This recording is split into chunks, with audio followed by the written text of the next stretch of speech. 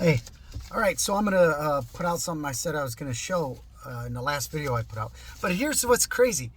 That last video that should be out, I'll make sure it's out before I put this one out. But I didn't even see JK's video, right? And I understand he has more spiritual gifts. I understand that. There's like some are given many, some are given less. We're to do with what he calls us to do, with what he's given us, like we're all part of the puzzle. But look, like all the disciples, they didn't see the exact same thing. I mean, they saw it, but they gave a different account of it, right? A few details are changed around, and that's what people argue about and this and that. Look, it just adds more depth, more knowledge. Like that's how he's showing us that we're all vitally important, that we're to come together as one in him, as a whole, to be made complete in him, giving out what he's given us. We're seeing things from a different perspective. It doesn't mean, you're wrong or this or that, but everything has to go sync with him, with his word, right? So there's that. He's teaching us we all need each other. No one's, more important. We're all vitally important. So there's that.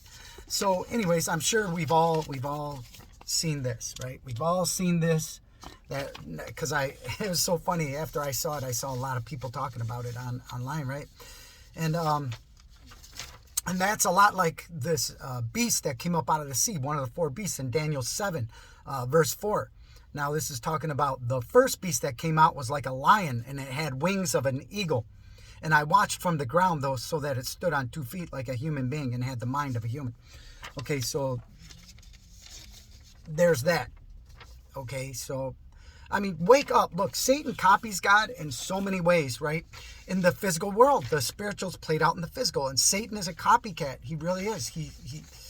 There's nothing new under the sun, but it's played out, and that's why so many people, when they see a spirit, what they're believing to be spiritual truth, and it is in the way it's played out in the physical, but they're seeing it from a fleshly, physical perspective, they tend to stop there. But yet there's more. There's so much more. There's such a bigger spiritual picture there.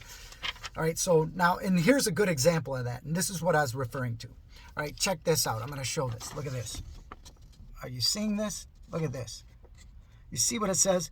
Look at this is a placenta where a child is formed, a baby is being formed in their mother's womb, right? And that is what they're calling the tree of life. They're saying, could it be the tree of life, the placenta? And you might think so, because that's where a child is formed. You're like, wow, that looks a lot like it.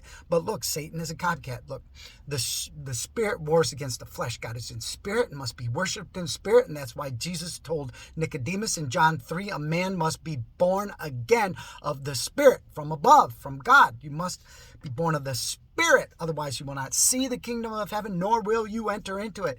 You must have a spiritual relationship restored back to your Father, because when we're birthed into a physical form, what this is the tree of the knowledge of good and evil. It's the formation of a tree of the knowledge of good and evil, because we all partook of the fruit of the womb, and were birthed into a physical form, which is a tree of light and darkness, a body that is full of light and darkness, good and evil. And everything is done by him, for him, and through him, for his divine purpose, to teach us right from wrong, good from evil, so we can know how to love each other and better understand each other and take care of each other, and that we all need each other, that we're all vitally important to him. We're all his children. We've just been led astray, and now we're blinded by the things of this world. Okay, so understand that. Understand these things. It says clearly in the Bible that our flesh is inherently wicked and evil, in contrast to God. The flesh wars against the spirit. So what that is, I believe, is a representation of the formation of a tree of the knowledge of good. It says we're all sprouts, small parts of it, a piece of wood. We've been yoked together with it. We become it when we're born into a physical form in this world, because you are an eternal spiritual being that was predicated from the beginning to live in complete peace and harmony with all of our brothers and sisters and God himself in paradise. But we left. We listened to another voice. We disobeyed him, and we partook, and were birthed into a physical form. And it's a punishment. We went from a higher state of existence into a lower state of existence. And he did that to humble us and teach us right from wrong, and that we all need each other. We need to come together as a whole in him, be one in him, part of his body, his kingdom, his family, right? Okay, So now here's another. I'll just throw a couple of these out there. This is kind of crazy. Look at this. Okay, the alien deception thing. You see this? Where is this? This little guy under here. You see him? Look at that. This is right out of the Bible. Right out of the Bible. Let me throw on my glasses here. It's Revelation 16:3, and I saw 3 unclean spirits like frogs come out of the mouth of the dragon, out of the mouth of the beast, and out of the mouth of a false prophet, for they are spirits of devils working miracles, which go forth unto the kings of the earth and of the whole world to gather them to battle of that great day of God Almighty.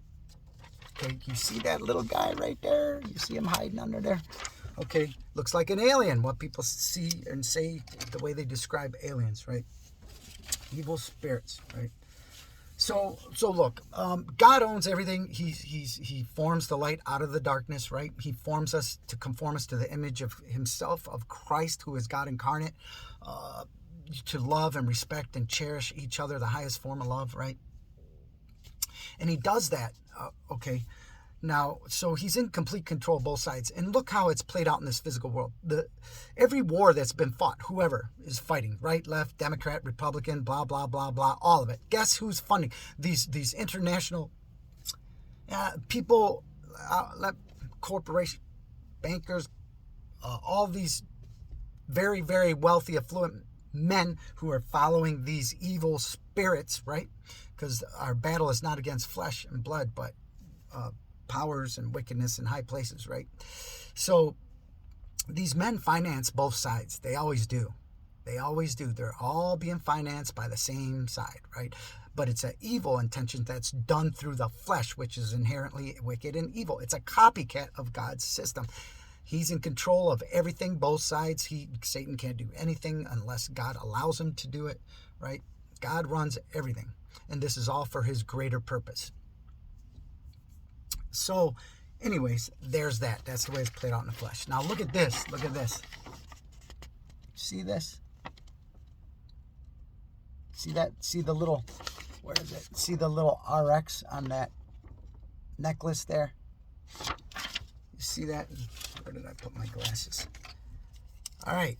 And that's a representative of this Hecate, queen of the witches, associated with the crossroads, an entryway, light and magic, witchcraft, knowledge of herbs and poisonous plants, poisonous things, ghosts, necromancy, and sorcery.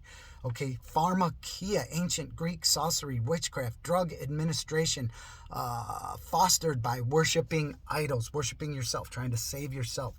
Okay, pharmacological, drug administration, and the definition of pharmacology is drug administration that's fostered by worshiping modern technology, basically you're worshiping the flesh and all the things of this world. And it's weird, she's got that little RX on her necklace and stuff and all that, right? So anyways, just some spiritual truth revealed right there real quick, just for everybody. I mean, it's just so big. Like when you're born again in the Spirit, God starts to speak to you and show you things. Hey, look at this. This means that. That means that. Go here, go there. Don't go there. Don't go there. Do this. Don't do.